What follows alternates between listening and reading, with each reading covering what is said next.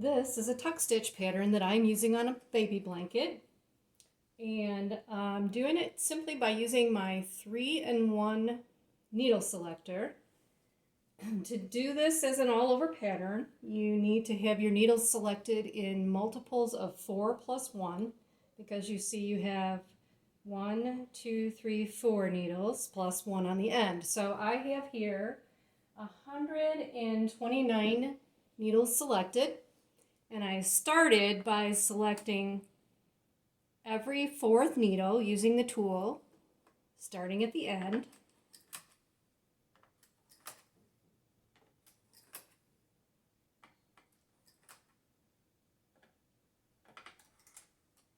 And I have my carriage set to tuck in both directions. So on either side of the carriage, I have the tuck levers out. So these needles pulled into hold position are not going to knit. The yarn is just simply going to be laid over each needle. And I am going to slowly knit across and back.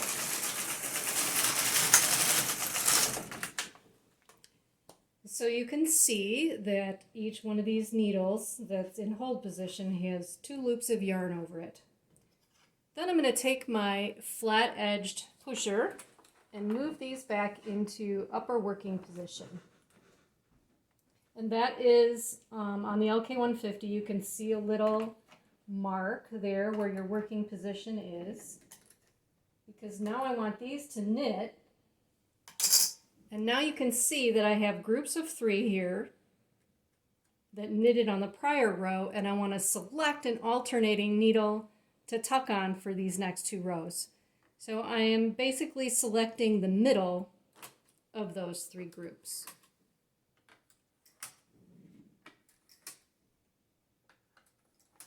Now when I move the carriage, these are going to be in hold with the loops building up on them. These, because they're in working position, are going to be on this side of that tuck lever, and those will knit back.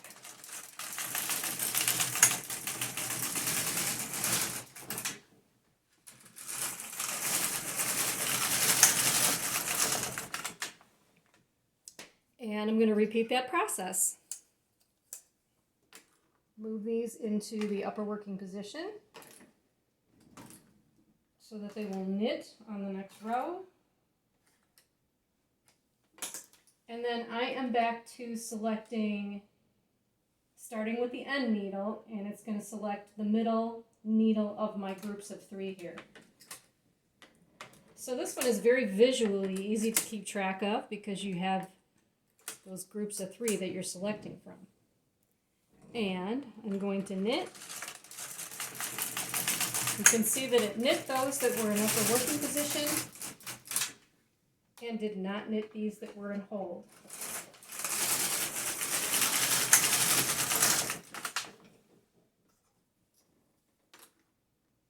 Push these back into work.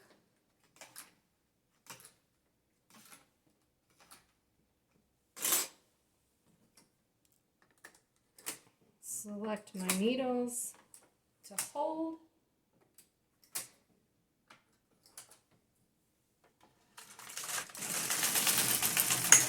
And knit 2 rows.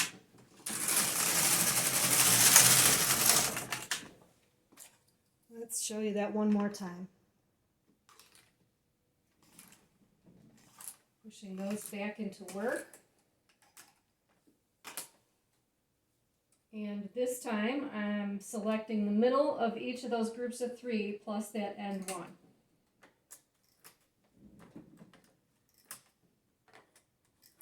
So what we're doing this way is we are alternating where those tucks are going to be. Now, a word of caution is it's always good to go slow on that first row because you want to make sure that those needles are getting pushed back into work. If they're a little too far forward, they're going to end up back in hold.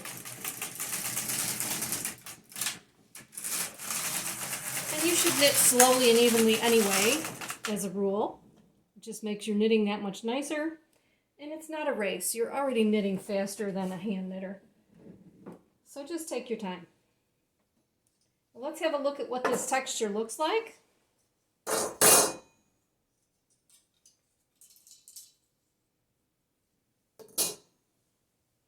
can see where my tuck stitch is built up. It's a nice, lovely, lacy pattern. Whoop, don't get caught on your hooks like I just did.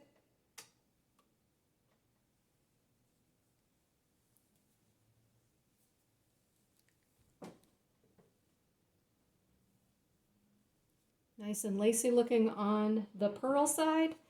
And the knit side is actually pretty interesting too. It makes a little bit of column. And where it has tucked on either side of those knit stitches, it's kind of like a little squiggle. So it's really pretty. One thing to know about tuck stitches is that they widen once you're done with your piece. So this is going to stretch quite a bit this way. So I always do a swatch, even if you're just making something like a blanket or a scarf, because it will widen this way and shorten in the number of rows. This is going to be really pretty.